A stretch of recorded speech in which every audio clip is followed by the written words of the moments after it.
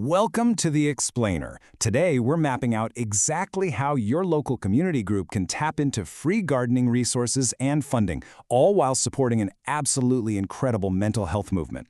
We're going to take a fascinating look at where community green spaces meet modern healthcare, and we'll give you a highly practical toolkit to turn your neighborhood into a real engine for well-being. So, let's jump right in. Here's our agenda for today. We're covering 1. Prescribing nature for health. 2. Funding your green spaces. 3. Securing free community trees. 4. Claiming free local compost. And 5. Next steps for communities. Kicking things off with Section 1, Prescribing Nature for Health and the Power of Green Spaces. Now, what if your doctor prescribed a community garden? Just imagine that for a second.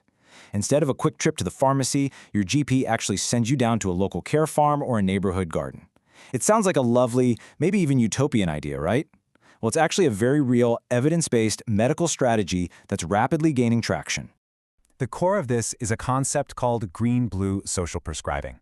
And look, this isn't just a doctor vaguely telling you to go outside more. It's an active, structured intervention to tackle mental ill health, things like loneliness, low mood, mild depression, and anxiety, by engaging people in targeted activities.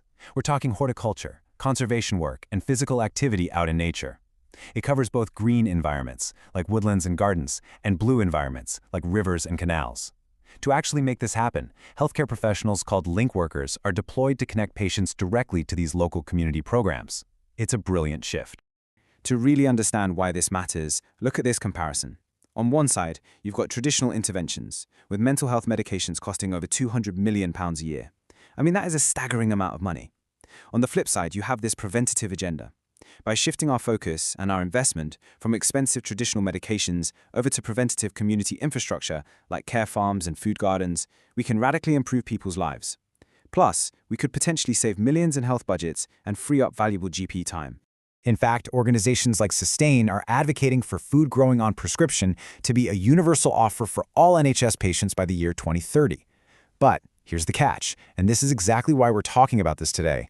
To make that 2030 vision a reality, communities actually need to build the local green infrastructure to receive those patient referrals.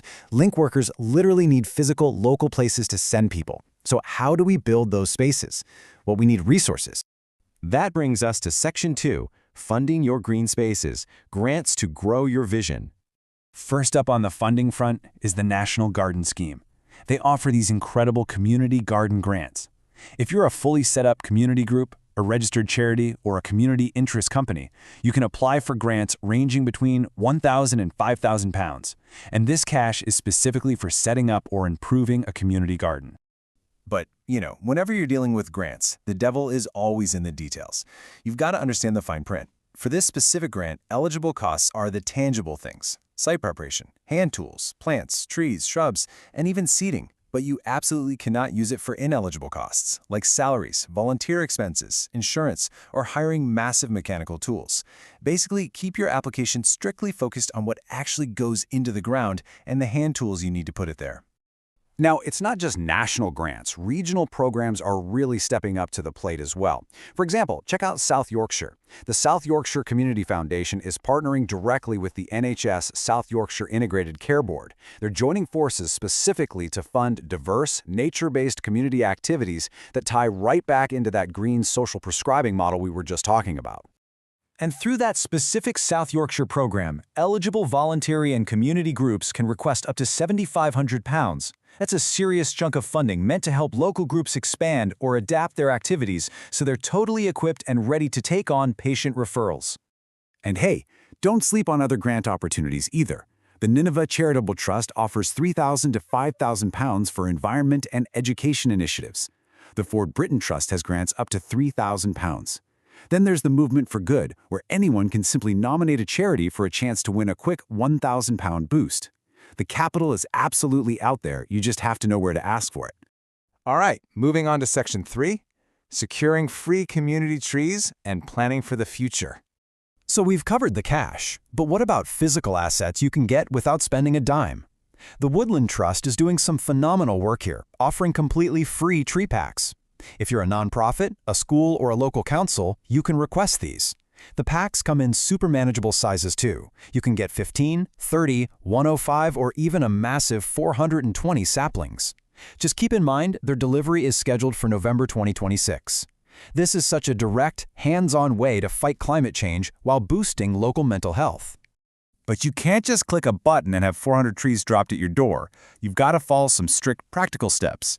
Step 1. You need to find the specific 6-digit OS grid reference for the exact piece of land where you're planting. Step 2. You absolutely must secure and prove you have legal landowner permission. And Step 3. Watch the calendar. You have to apply before August for that November 2026 delivery. Being prepared is half the battle here. Next is Section 4, Claiming Free Local Compost, the circular economy in action. Now, those new saplings are going to need some good soil, right? Well, many local authorities run fantastic free resource events. A prime example is Watford Borough Council teaming up with Veolia for a free compost giveaway. This is the circular economy at its absolute best. They take the garden waste collected from residents' green-lidded bins, transform it into high-quality compost, and hand it right back to the community to enrich their gardens. If you're heading to an event like this, understanding the logistics is crucial so you don't get turned away. First, you need to bring proof of address, like a utility bill or council tax letter. Second, bring your own shovel and your own bags. You'll be doing the heavy lifting yourself, so consider it your first wellness activity of the day. And finally, play by the rules. There's a strict maximum of 2 bags per household so that everybody gets a fair share. Finally, Section 5, Next Steps for Communities. Turning resources into impact. Let's tie all of this together. What are the expected outcomes when we put this whole process into action? Well, by securing these local grants, planting those free woodland trust trees, and grabbing that community compost, your group isn't just making the neighborhood look nicer. You are directly building that critical infrastructure required for social prescribing. You're creating spaces that improve mental and physical health, build better social connections, enhance local green and blue spaces, and directly reduce the intense pressures on our health and care services. You are literally growing health. You've got the exact blueprint to access funding, trees, and soil. You understand the profound impact this can have on our healthcare system. So the only question left to answer is, what amazing project will your community grow next? Thank you so much for joining us on this explainer. Get out there, start planning, start applying, and we'll catch you next time.